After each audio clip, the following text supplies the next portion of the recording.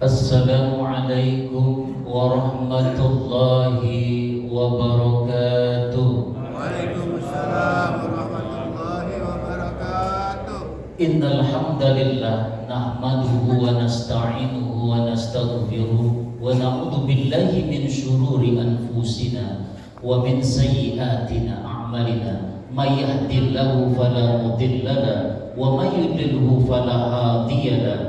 Asyhadu an la ilaha illallah wahdahu la syarika lahu wa asyhadu anna Muhammadan 'abduhu wa rasuluhu la nabiyya ba'dahu.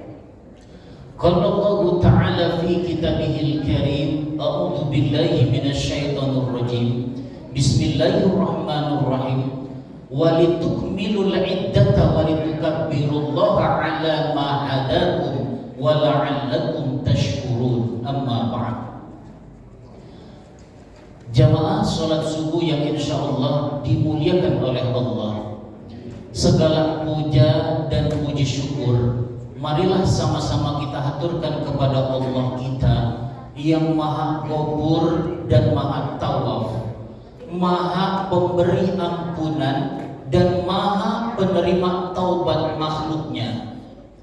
Salawat teriring salam mari sama-sama kita haturkan kepada junjungan alam, Nabi yang ucapannya adalah perbuatannya, Nabi yang hatinya paling bersih, Nabi yang ibadahnya paling banyak. Dialah junjungan alam, Nabi kita Nabi Muhammad sallallahu alaihi wasallam, di mana Nabi kita memberikan contoh teladan, role model untuk seluruh makhluk yang namanya manusia. Bukan sekedar hanya personal, Nabi kita itu memberikan contoh kepada keluarganya. Maka Nabi pernah mengatakan, khairukum khairukum li ahlikum wa ana khairukum li ahlihi. Sebaik-baik kalian, kata Rasul, adalah orang yang paling baik terhadap keluargamu, dan aku, kata Rasul, adalah orang yang paling baik terhadap keluargaku. Simbol pemimpin keluarga yang tidak egois, mampu merangkul, mampu mengajak, dan mampu memberikan argumentasi, tapi tidak dengan sentimen pribadi. Maka tak heran Rasul kita itu bukan sekadar hanya mencari nafkah, tapi bagaimana menyelamatkan keluarganya dari api nerakanya Allah. Ini yang terpenting. Maka Allah berfirman, ya ayyuhalladzina amanu qu anfusakum wa ahlikum nara. Hai orang-orang yang beriman, pertama kata Allah, jaga dong dirimu, personal pertama. Yang kedua, ketika Anda itu sudah double, sudah berkeluarga, tolong kau jaga keluargamu. Dari apa? Dari api neraka. Ini yang pertama. Lalu yang kedua, Rasul juga memberikan contoh teladan kepada putrinya Fatimah. Ketika sudah menikah, kemudian dia bersilaturahmi menanyakan hal apa yang bisa putrinya yang dilakukan untuk suaminya, memberikan motivasi. Apa kata Bunda Aisyah bilang? Bang, carilah nafkah yang halal dan yang baik. Aku bisa menahan laparnya di dunia, tapi aku tidak bisa menahan api nerakanya Allah. Ini yang mampu, yang harus kita sebagai umatnya contoh. Kita lihat role model kita. Jangan sampai di keluarga dibuat resah, baik oleh istri ataupun suami, sehingga apa? Keluar hashtag kabur aja dari keluarga, kabur aja dari masyarakat, kabur aja dari negara. Ini namanya keluarga yang gak tanggung jawab. Dari mulai mencari penghasilan yang kurang bersih, dari harta nafkah yang tidak bersih, subhat apalagi haram, mengakibatkan apa? Keluarga tidak mendapatkan keberkahan. Jemaah sholat subuh yang insya Allah dimuliakan oleh Allah, soimin soimat yang insya Allah diberikan kebahagiaan dunia dan akhirat oleh Allah. Amin ya rabbal alamin. Salat teriring salam, mari sama-sama kita aturkan kepada keluarganya, sahabatnya, dan insya Allah kita pengikutnya yang selalu ittiba pada ajarannya hingga yaumul kiamah kelak nanti. Amin amin ya rabbal alamin. Jamaah salat subuh yang insya Allah dimuliakan oleh Allah. Tak terasa kita sudah sampai di 10 akhir Ramadan. Tentunya bukan 10 hari pertama di mana babak awal, babak penyisian. Justru yang sangat paling penting di bulan Ramadan itu adalah 10 hari terakhir. Di sanalah terlihat semangat ibadat seseorang. Maka Rasul kita itu mengikatkan ikat pinggang kencang-kencang. Dia semangat ibadah, memberikan contoh teladan untuk keluarganya. Bukannya 10 hari terakhir itu masjid semakin maju, sementara awal-awal itu membludak di mana-mana. Nah, ini menjadi PR besar sebagai pemimpin-pemimpin keluarga. Bukan sekedar hanya memberikan yang namanya zakat fitrah, zakat mal, tapi bagaimana membangun kebersamaan, membangun keharmonisan di dalam keluarga untuk kebahagiaan dunia akhirat. Jamaah sholat subuh yang insya Allah dimuliakan oleh Allah. Tentunya ketika kita berbicara tentang kurikulum zakat dalam Islam, kita harus kupas terlebih dahulu makna daripada kurikulum. Kalau kurikulum ini kan bahasa akademis banget. Sedangkan pengertian secara menyeluruh, kurikulum itu merupakan deskripsi, penjelasan visi dan misi personal kita, keluarga, masyarakat, bahkan negara. Di mana rangkaian daripada kurikulum tersebut ada yang namanya komponen bagian. Manusia diciptakan di dunia ini mesti punya komponen-komponennya. Komponen kurikulum Nabi dalam Ramadan menggapai Lailatul Qadarnya Allah. Pertama, Nabi kita itu punya tujuan yang jelas, tujuan hidup yang jelas. Bukan sekedar hanya personal, tapi keluarga, bahkan umatnya dia pikirkan. Ini yang pertama, punya tujuan hidup. Yang kedua, dalam kurikulum Ramadan Nabi ada yang namanya isi atau perjalanan kehidupannya. Karena apa? Makhluk manusia itu pasti al-insan makhluk khata' wa nisyan. Kullu bani Adam khata'un al-khairat at-tawabin. Setiap anak keturunan Bani Adam, ya kita, pasti memiliki kekhilafan, kesalahan. Tetapi sebaik-baik manusia, hadis qudsi di situ mengatakan, yaitu yang bersegera untuk bertaubat kepada Allah Subhanahu wa taala, beristighfar, memohon ampun. Kita yang diciptakan oleh Allah ini dalam kondisi yang luar biasa komplit. Terkadang dari mulai awal penciptaannya bagus. Halastu bi rabbikum qalu bala syahidna. Udah ngakui kepada Allah sebagai pencipta yang paling hebat. Dan kita sudah berkomitmen sama Allah ketika hidup nanti di muka bumi ini menjalankan kehidupan dengan sebaik-baiknya. Tapi itu cuma simbol dulu di lauh mahfuznya Allah. Ketika di Baitul Izzah, ini Baitul Izzah, lembah yang namanya dunia udah macam-macam. Karena apa? pola didik, pola ajar, dan pola pembiasaan yang menjadi karakter.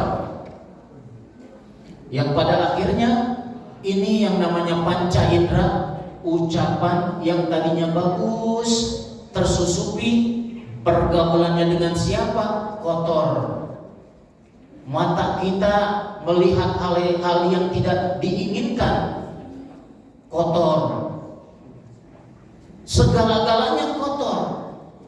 Maka inilah yang namanya perjalanan, isi perjalanan kehidupan makhluk manusia, dari mulai bangun tidur sampai dengan tidur kembali. Padahal kita sudah membuat satu perencanaan. Alhamdulillahilladzi ahyana ba'dama amatana wa ilaihi nusyur. Kita di situ sudah membuat satu kurikulum perjalanan isi yang namanya kita dalam satu hari ini, isi perjalanan hidup dengan kebaikan. Yang ketiga, kurikulum Ramadan Nabi mesti punya yang namanya strategi. Apa iya kita sudah punya strategi dalam kebaikan? Fastabiqul khairat, berlomba-lomba hidup itu mencari kebaikan, bukan kesalahan. Yang keempat, manusia itu mesti punya komponen kurikulum hidup, yaitu evaluasi. Surat Al-Hasyr, surat 59 ayat 18 udah jelas banget. Tiap-tiap manusia itu harus memikirkan apa yang dia bawa untuk bekal menghadap Allah. Menghadap Allah, perjalanan ini kan singkat. Tahu-tahu diambil sama Allah. Tahu-tahu baru kemarin Ramadan kemarin ngobrol sama kita, di tengah-tengah kita, sekarang sudah enggak ada. Maka hakikat hidup adalah kematian, tinggal menunggu giliran. Maka persiapkan bekal dengan sebaik-baiknya. Maka hari ini sama-sama kita akan sharing tentang masalah zakat. Di mana kalau kita melihat zakat ini merupakan sebagai pembersih, berkembang, tumbuh bersama tentunya. Jangan sampai ada dusta di antara kita. Bicaranya lantang untuk kepentingan keluarga, tapi simbolnya untuk kepentingan orang lain. Maka tak heran kalau di dalam keluarga orang tua cuma mengejar dunia, maka anak menyebut-nyebut nama orang lain, orang tuanya. Karena apa? Dia lihat orang tua lain itu soleh dan soleha. Nah, ini jangan sampai dibuat resah ataupun masyarakat, bahkan negara. Maka pada akhirnya jangan ada dusta di antara kita. Zakat sebagai pembersih. Maka di dalam Al-Quran, amalan tentang zakat yang merupakan rukun Islam yang ketiga setelah sholat, disebutkan beberapa kali di dalam Al-Quran. Orang-orang yang akan diberi kebahagiaan di akhirat adalah orang yang menunaikan zakat. Dalam surat Al-A'raf surat 7 ayat 156, di sini Allah telah menetapkan untuk kebaikan dunia dan akhirat, di mana sungguh kami kembalikan taubat kepada Allah. Maka siksaku akan aku timpakan kepada siapa yang aku kehendaki, dan rahmatku meliputi segala sesuatu. Maka akan aku tetapkan rahmatku bagi orang yang bertakwa. Nah, selain ayat di atas, perintah untuk mengamalkan zakat juga dicantumkan dalam Al-Quran.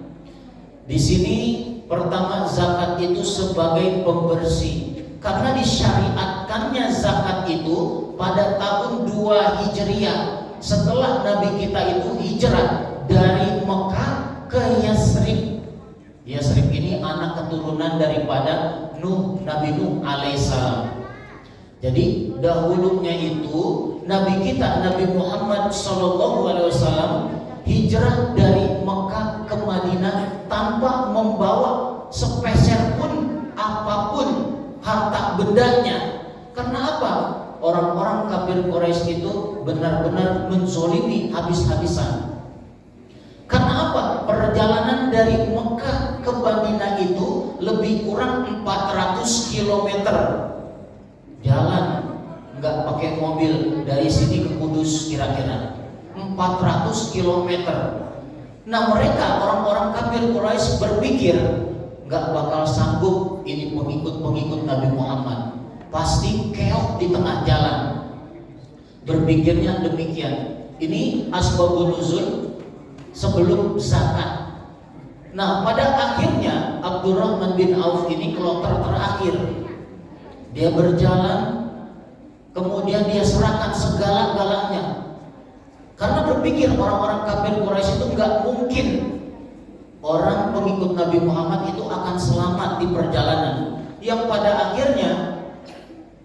akhirnya sampai di tempat tujuan, kaum Muhajirin disambut dengan kaum Ansor, penduduk asli. Nah makanya di kita ini nih sekarang nih udah campur aduk, campur baur, nggak ada lagi yang namanya penduduk asli, orang pendatang, tapi campur. Islam itu kan menganggapkan silaturahmi, kekeluargaan. Kalau tidak ada bangsa asli, pribumi, orang pendatang nggak bakal hidup. Kalau nggak ada bangsa, kalau tidak ada orang pribumi, juga tidak pendatang itu tidak akan maju suatu daerah. Maka mesti kebersamaan harus dipupuk. Itulah yang namanya keanekaragaman, kebineka tunggal ikaan, artinya Indonesia banget. Nah pada akhirnya dipersaudarakan. Nah pertama-tama Nabi membangun masjid, gunanya apa? Di samping untuk menghadap Allah, rumah Allah, juga untuk kebersamaan. Maka disitulah akhirnya Nabi Muhammad SAW mencari spesifikasi, observasi kira-kira ini penduduk jamaah ini kerjanya kerja apa aja. Ada yang di situ dokter, ada yang guru, ada yang dosen, ada yang istilahnya kerjanya freelance, kemudian ada yang nggak kerja, akhirnya diberi kerja oleh Nabi, disatukan. Makanya disebut juga jamaah. Kalau udah jamaah begini mesti solid, jangan sampai tafarruq, berpecah belah. Wah ini nih aliran yang pemahaman yang paling baik. Wah ini nih jangan sampai terpecah belah. Nabi bagaimana mempersaudarakan kaum Muhajirin dengan Ansor, kukuh. Di kita itu tidak. Wah beda pemahaman, enggak besok nggak sholat sini. Wah imamnya itu rada-rada lama. Jadi bagaimana imam pemimpin itu lihat ke belakang. Ada orang ada nenek-nenek tua renta, jangan sampai ego kita dikedepankan. Nggak main kata Rasul. Bagaimana Rasul kita itu mampu merangkul, bukan mukul. Bagaimana Rasul kita itu mampu mengajak, bukan ngejek. Dan bagaimana Rasul kita itu memakai yang namanya argumentasi, bukan memakai sentimen pribadi. Kalau kita kan enggak, kalau udah enggak suka, apa sih lo? Kalau kita nih istilahnya, maka Ramadan ini bagaimana menumbuhkan hati kita, membersihkan jiwa raga kita, supaya bukan anania, wah ini golongan saya yang paling benar. Semuanya dihabiskan. Bagaimana dirangkul semuanya. Wah makanya kalau udah kata-kata jamaah, berarti kalau ada yang kesulitan mesti dibantu, dilihat, diobservasi keluarganya. Ini Rasul. Maka tahun 2 Hijriah baru diperintahkan untuk membayar zakat. Nah jadi zakat itu yang pertama tadi untuk membersihkan. Maka keluar yang namanya ayat Quran surat At-Taubah di ayat 103, surat 9 ayat 103. A'udzubillahi minasyaitonirrajim. Bismillahirrahmanirrahim. Khudh min amwalihim shadaqatan tutahhiruhum wa tuzakkihim biha. Ambillah olehmu zakat-zakat di antara mereka Untuk apa? Untuk mensucikan dan untuk membersihkan. Nah, dengan demikian apa? Orang yang Anda kasih itu mendoakan dan menjadi tentram. Tuh, ini hebatnya. Zakat itu berbagi. Man la yashkurun nas la yashkurullah. Siapa-siapa orang yang tidak pandai berbagi, punya rasa empati, apa kata Allah? Orang itu tidak pandai bersyukur kepadaku. Zakat. Jamaah sholat subuh yang insya Allah dimuliakan oleh Allah.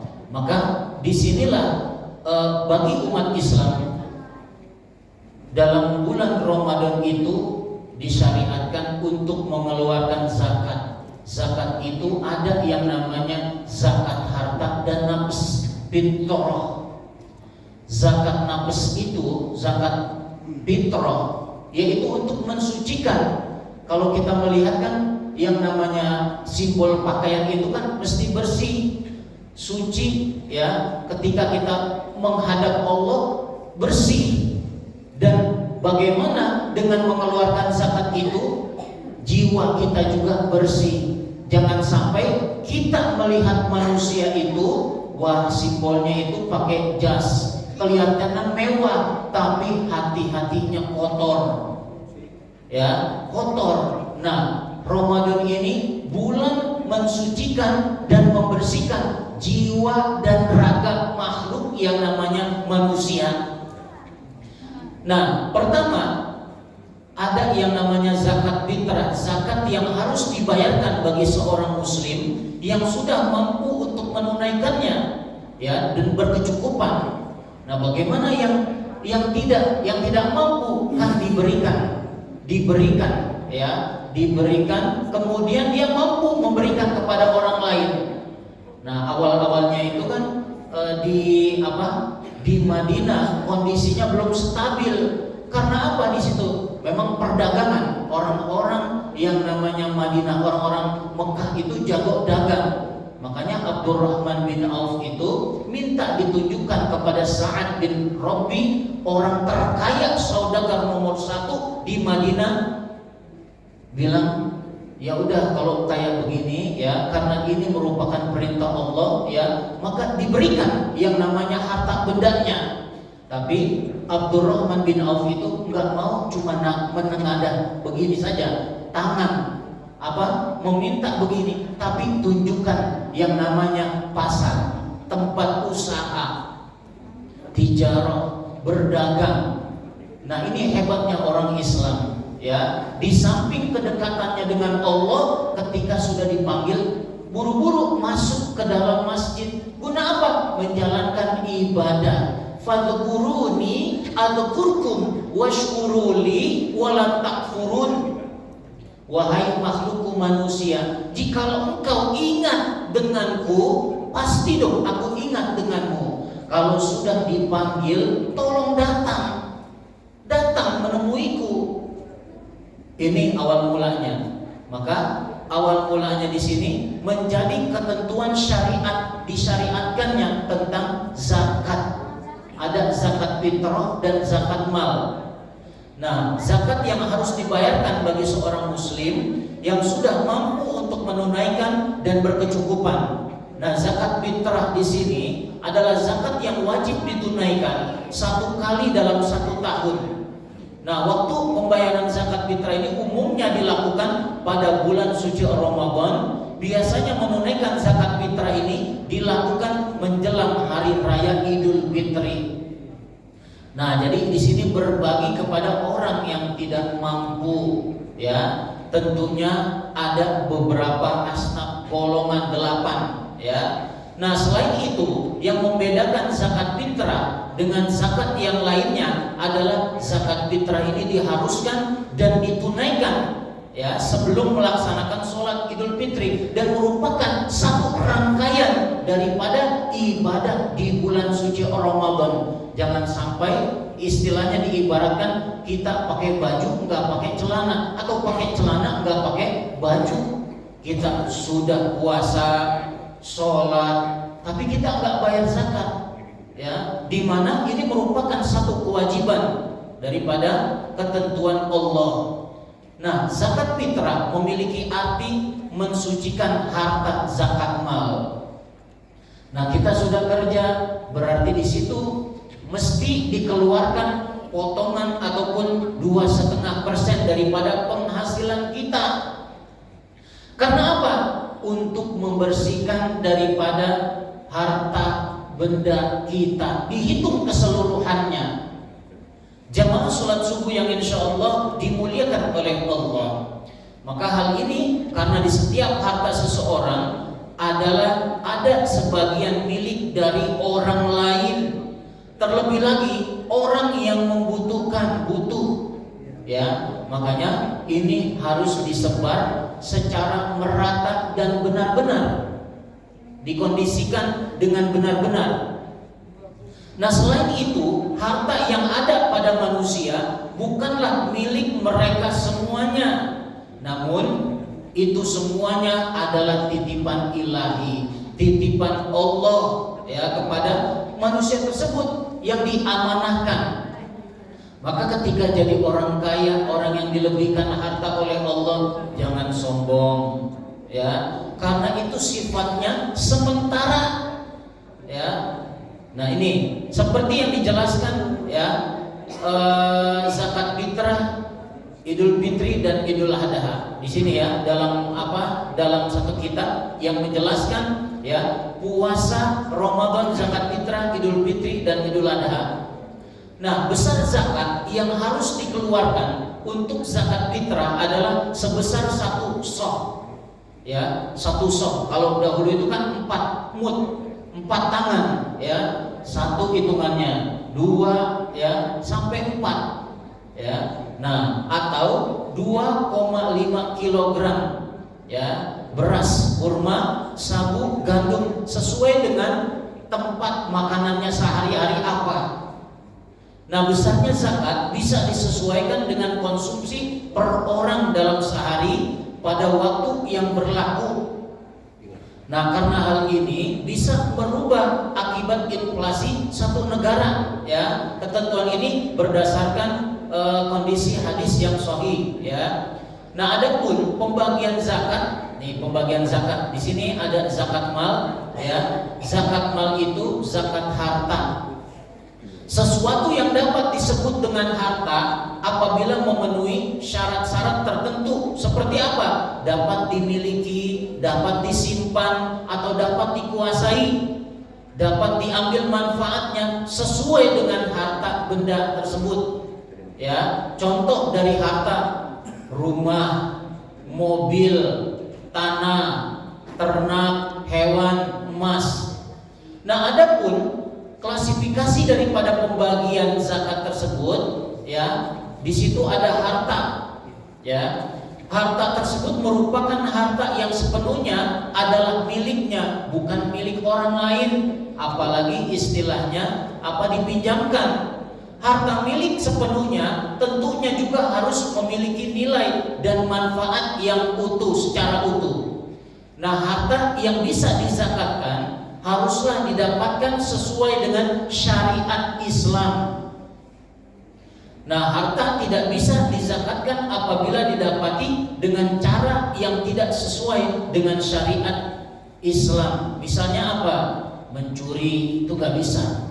Hasil curian ataupun mencuri buat kepentingan masyarakat yang susah, gak bisa. Ya, harus sesuai dengan ketentuan yang berlaku, ya, dalam pedomannya Allah, Al-Qur'an, ya, dalam Al-Qur'an. Nah, harta yang dimiliki tersebut ketika sudah diberikan, ya, kepada orang yang kurang mampu, fakir, miskin dan sebagainya, nah, pasti di sini harta yang dimiliki bisa berkembang atau bertambah. Yazdadu huwa burhanakum. Pasti Allah akan lipat gandakan, dan pasti orang yang mengeluarkan zakat itu sebagai pembenar daripada keislamannya, keimanannya. Jadi jangan ngaku orang yang beriman kalau nggak bisa atau nggak berani berbagi kepada saudara-saudara yang membutuhkan. Ini kan sifatnya kalau sudah manusia itu banyak harta, kalau nggak dekat sama Allah, bakhilnya 7 turunan. Pelitnya benar-benar pelit. Karena ini proses pembiasan ini mesti dilakukan di keluarga oleh kedua orang tua, berbagi kepada sesama ataupun belajar yang namanya bersedekah. Makanya dalam konteks hadis mesti dikatakan kullu ma'rufin shadaqah. Setiap yang namanya kebaikan adalah sedekah. Nah, ada zakat, sedekah, ada infak. Semuanya ini kan terkategori adalah kebaikan. Maka kebaikan itu kalau dalam hadis muttafaqun alaih, al-birru husnul khuluq. Yang namanya kebaikan itu adalah perilaku yang baik. Perilaku yang baik itu adalah akhlak. Kalau orang sudah berakhlak, pasti mau menjalani perintah-perintahnya Allah, pedoman-pedomannya Allah. Nah, salah satunya adalah tadi zakat. Nah, harta yang dimiliki orang yang mengeluarkan untuk mustahik, orang yang membutuhkan, pasti akan berkembang, tumbuh dan berkembang. Gak ada istilahnya orang yang mengeluarkan harta benda atau di jalan Allah ini jadi bangkrut ataupun berkurang hartanya. Justru berlipat-lipat kali, 700 kali dilipatkan oleh Allah. Nah, ini harus kita sebagai umat Nabi, pengikut Nabi, mesti mencontohkan. Karena apa? Nabi kita itu bulan Ramadan sebutannya azwajun nas, orang yang paling mulia, orang yang paling dermawan kepada sesama. Coba, paling dermawan, masa iya kita nggak bisa berbagi, walaupun cuma berbagi yang namanya setetes air ataupun satu buah kurma. Karena apa? Pahalanya tersebut sama dengan orang yang berpuasa. Nah, ini kadang-kadang kita tidak bisa menumbuhkan ataupun menggali potensi empati untuk orang lain. Yang kedua, harta yang dimiliki sudah mencapai jumlah tertentu yang sesuai dengan ukuran ketentuan zakat atau sudah sesuai dengan nisabnya. Tapi tanda kutip di atas, orang yang berani mengeluarkan zakat walaupun istilahnya kurang dari batas nisabnya, kalau kita punya keyakinan, insya Allah Allah akan lipat gandakan. Ini banyak kejadian-kejadian yang sifatnya tidak fiktif, tapi benar-benar nyata. Artinya apa?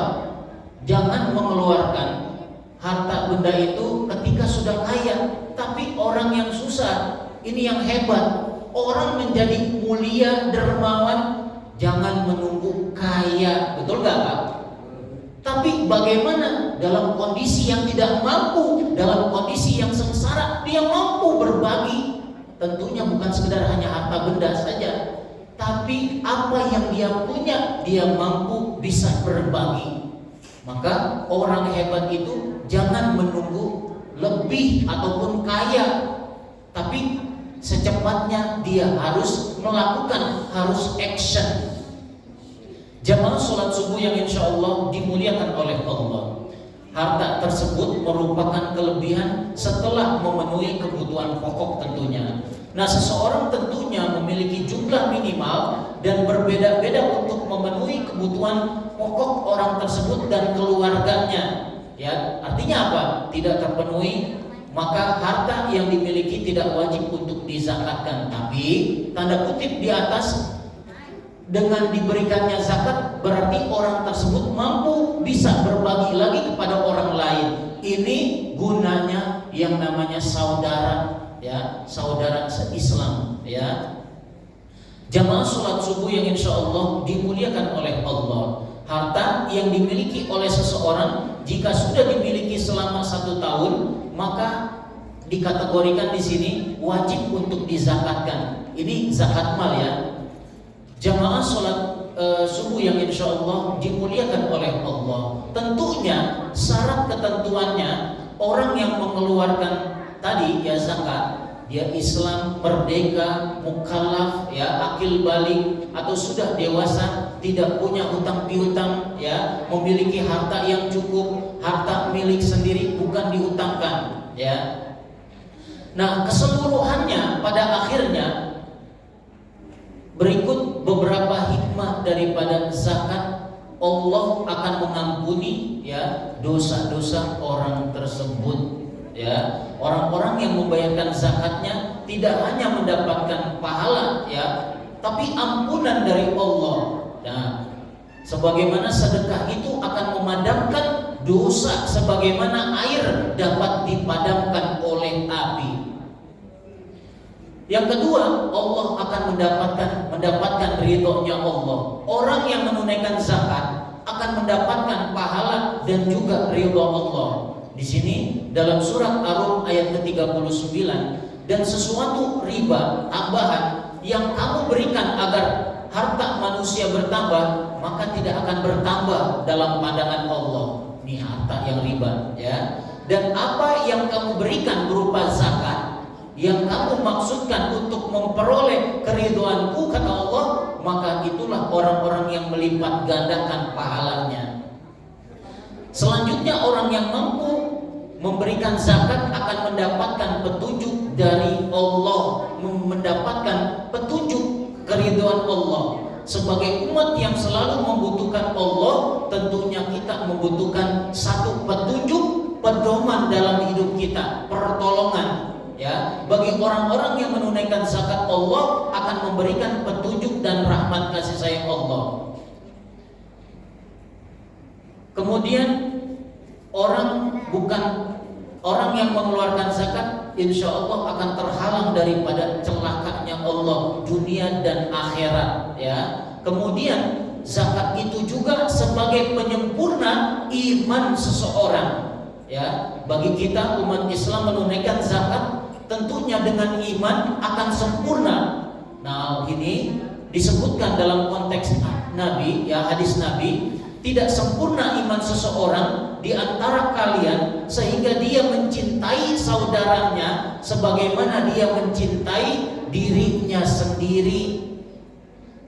Nah, orang yang berzakat tentunya tidak hanya mencintai dirinya sendiri, namun dia juga peduli dengan saudaranya atau orang lain.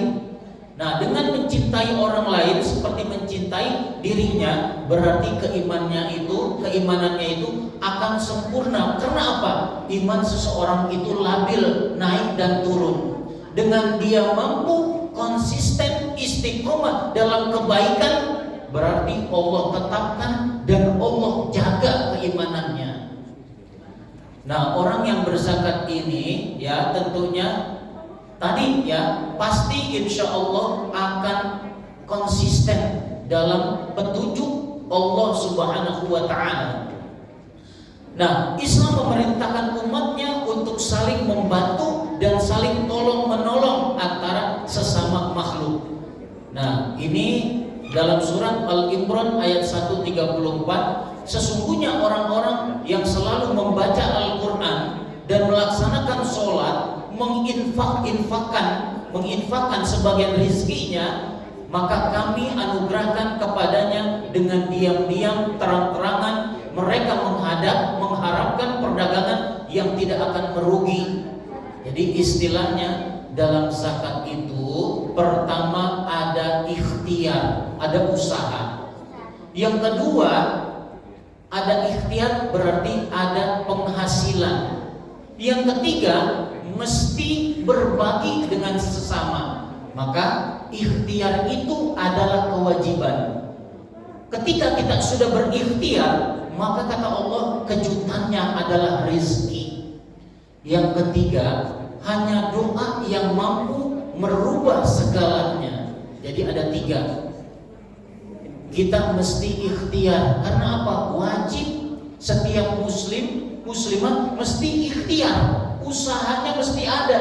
Yang kedua, pasti di tengah-tengah ikhtiar pasti ada kejutan.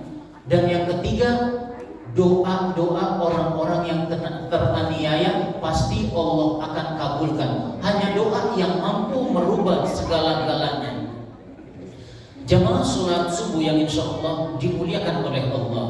Maka dalam konteks hadis riwayat Muslim, setiap ruas jari-jari pada manusia itu bisa memberikan sedekah pada setiap hari yang diawali di terbit matahari. Berbuat adil di antara dua orang yang berselisih adalah sedekah. Setiap langkah yang diayunkan untuk pergi sholat adalah sedekah. Dan menyingkirkan sesuatu yang dapat mengganggu orang di jalan adalah sedekah. Maka istilahnya Allah bilang setiap segala sesuatu adalah sedekah. Berarti sedekah itu adalah esensinya kebaikan. Nah, jumhur mufassir, para ulama sepakat bahwasanya suatu kondisi sosial yang mewajibkan orang untuk peduli. Pada banyak riwayat dikatakan bahwa infak dan sedekah bukan mengurangi harta, bahkan sebaliknya menjadi banyak dan berkah. Dalam hal ini ya disampaikan bahwa infak dan sedekah dapat menghindarkan orang daripada bala ataupun kesempitan. Maka dikatakan oleh Rasul, sodakotul bala, yang namanya sedekah itu penangkal bala. Maka jangan bosan-bosan kita berbuat kebaikan, walaupun sekecil apapun, walaupun senyum adalah kebaikan. Jamaah sholat subuh yang insya Allah dimuliakan oleh Allah. Maka berbicara tentang zakat, salah satunya ada di situ yang namanya zakat amil. Nah, amil di sini kan orang yang mengurusi, ya, orang yang menyalurkan, ya, dan orang yang benar-benar stay di tempat pembagian zakat dari mulai awal. Nah, dia dapat bagian nggak? Dapat, tapi ya Rasul bilang harus benar-benar dia konsisten. Jangan nyambi. Tuh, ada kata-kata nyambi. Kalau di kita kan kadang-kadang kan di sini iya, di sana iya, di sana iya, di sana iya. Ya, padahal dia dapat 1/8 ukurannya dari seluruh nantinya dari harta dari zakat yang dijadikan satu menyeluruh. Jadi amil itu orang yang mendapatkan salah satunya daripada zakat 8 asnaf salah satunya. Jadi orang yang menyalurkan, orang yang mengurus, orang yang benar-benar. Terkadang di kita satu sisi zakat buat kepentingan masjid ataupun untuk pengurus dibagi-bagi. Jangan salah. Justru zakat itu mesti dikeluarkan untuk orang-orang yang tidak mampu, orang-orang yang sesuai dengan 8 asnaf. Orang fakir itu nggak punya kerjaan, nggak punya penghasilan. Orang miskin, orang punya penghasilan tapi nggak cukup. Ya, jangan istilahnya udah semuanya udah bersih. Nah, kemudian masih ada sisanya banyak, akhirnya bagi-bagi. Jangan. Ataupun nantilah buat kegiatan musola atau masjid, nggak bisa begitu, dilarang sama Allah. Ya, dalilnya tadi udah jelas sekali. Ya, nah mesti diluruskan. Kita menjadi amil, ya, kita menjadi pengurus ataupun penyalur daripada zakat. Jangan sampai orang menitipkan zakat itu sia-sia, ya, sehingga sehingga merugikan, ya, sehingga sehingga tidak diterima, ya, karena tadi, ya, kondisinya kurang pengetahuan, ya. Mungkin ini yang bisa saya sampaikan, ya, lebih kurangnya saya mohon maaf. Billahi taufiq wal hidayah wal 'afu minkum. Tsumma assalamu alaikum warahmatullahi wabarakatuh.